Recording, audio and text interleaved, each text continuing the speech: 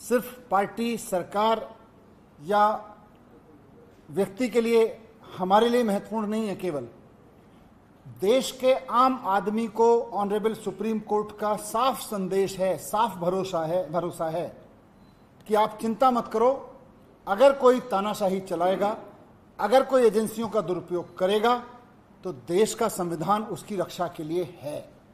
संदेश साफ है ऑनरेबल सुप्रीम कोर्ट का कि तानाशाही के खिलाफ देश का संविधान हर आम आदमी के लिए रक्षा के लिए है।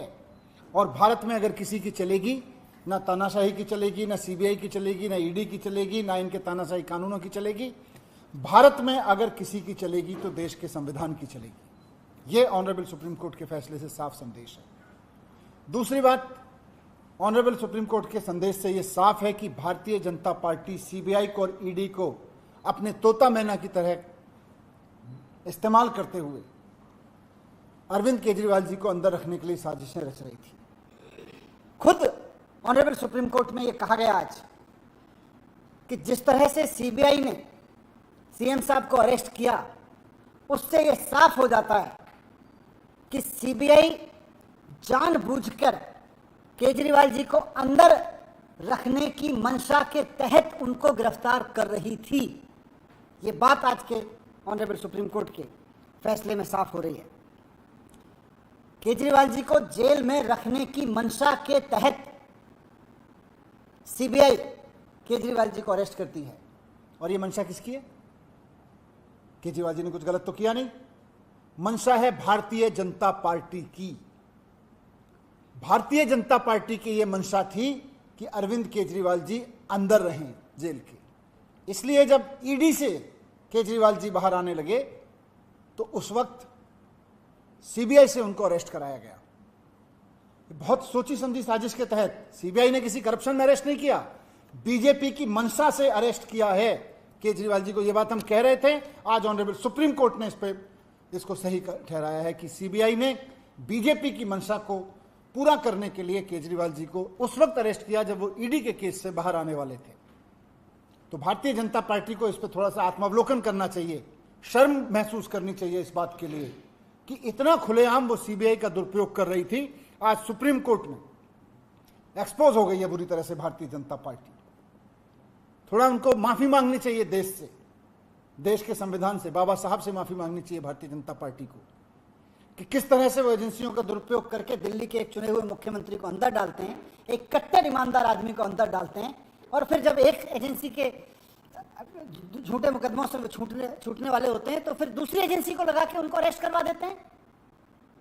ये बात आज एक्सपोज हो गई केजरीवाल जी के संबंध में, मुकदमे के जो बेल के संबंध में उन्होंने दिया।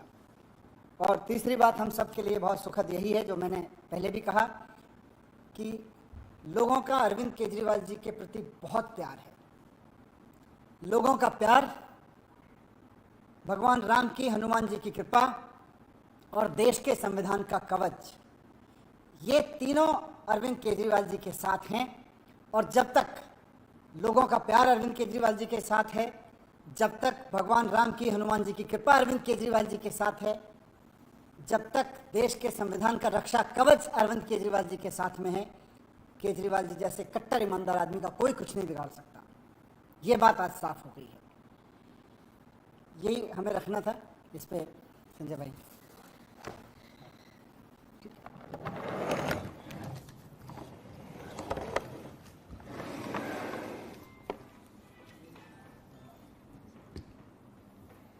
पहले दिन से ही हम लोग ये कह रहे हैं कि ये पूरा मामला झूठ की बुनियाद पे खड़ा किया गया है और इस झूठ को फैलाने में, इस झूठ को बनाने में जिम्मेदार कौन है? देश की सरकार, मोदी जी की सरकार, देश की तानाशाह हुकूमत, जिसने ईडी और सीबीआई को मिलाकर झूठ का पहाड़ खड़ा किया अरविंद केजरीवाल को बदनाम करने के लिए, आम आदमी पार्टी को बदनाम करने के लिए, हमारे नेता और हमारी पार्टी को खत्म करने के लिए। लेकिन आज मनीष सिसोदिया जी की रिहाई, उसके बाद बाकी सारे लोगों की रिहाई और अब हमारे पार्टी के मुखिया अरविंद केजरीवाल जी की रिहाई ने यह साबित कर दिया है कि भारतीय जनता पार्टी के झूठ का पहाड़ ध्वस्त हो चुका है। माननीय सर्वोच्च न्यायालय का फैसला, जिसमें साफ तौर पे कहा गया कि जब ईडी से उनको जमानत मिल गई तो 22 महीने बाद वो सीबीआई सो के जागती है। जिसने 22 महीने पहले केजरीवाल जी से पूछताछ की थी, 22 महीने बाद सो के जागती है कि केजरीवाल को अरेस्ट करना है। इसका मतलब सीबीआई की अरेस्ट, ईडी की अरेस्ट, ये अपने खुद की जांच एजेंसी की अरेस्ट नहीं थी, नरेंद्र मोदी सरकार के द्वारा कराई गई अरेस्ट थी। तो तानाशाही का अंत होता है, झुकते हैं तानाशाह, झुकाने वाला चाहिए, और वो झुकाने वाला व्यक्ति है अरविंद केजरीवाल, जिन्होंने अपने संघर्ष की बदौलत, अपनी ईमानदारी की बदौलत, अपनी निष्ठा की बदौलत दिल्ली के और देश के लोगों की सेवा करके पूरे देश में अपनी लोकप्रियता हासिल की है। उनको जेल के सीखचों के पीछे आप नहीं रख सकते, जेल के सीखचों के पीछे रख के उनके हौसलों को आप तोड़ नहीं सकते। तो ये आम आदमी पार्टी के एक एक कार्यकर्ता के लिए बहुत खुशी का क्षण है, पूरे देश के लिए और दिल्ली के लिए बहुत ही खुशी का क्षण है। अब हरियाणा और दिल्ली के रण में भारतीय जनता पार्टी को बुरी तरीके से हम लोग पराजित करेंगे और केजरीवाल जी के बाहर आने के बाद उस अभियान में भी बहुत बड़ी मजबूती मिलेगी। आज फिर से एक बार सुप्रीम कोर्ट ने यह कहा कि सीबीआई सरकार का तोता है। तोता मैना, ईडी, सीबीआई, इनका इस्तेमाल करके आप बाबा साहब के संविधान को खत्म नहीं कर सकते। इनका इस्तेमाल करके आप लोकतंत्र की हत्या नहीं कर सकते। इनका इस्तेमाल करके आप दिल्ली की चुनी हुई सरकार को खत्म नहीं कर सकते। अरविंद केजरीवाल की ईमानदारी और उनकी लोकप्रियता को खत्म नहीं कर सकते। यह सुप्रीम कोर्ट के फैसले से साबित हुआ है। तो मैं फिर से एक बार अपनी पार्टी की ओर से, केजरीवाल जी की ओर से, देश के उन तमाम लोगों को और तमाम राजनीतिक दलों को, इंडिया गठबंधन को, जिसने इस पूरी लड़ाई में हम लोगों का साथ दिया, सबको हृदय से आभार व्यक्त करते हैं कि इस अभियान में, इस लड़ाई में, इस संघर्ष में उन्होंने हमारा साथ दिया।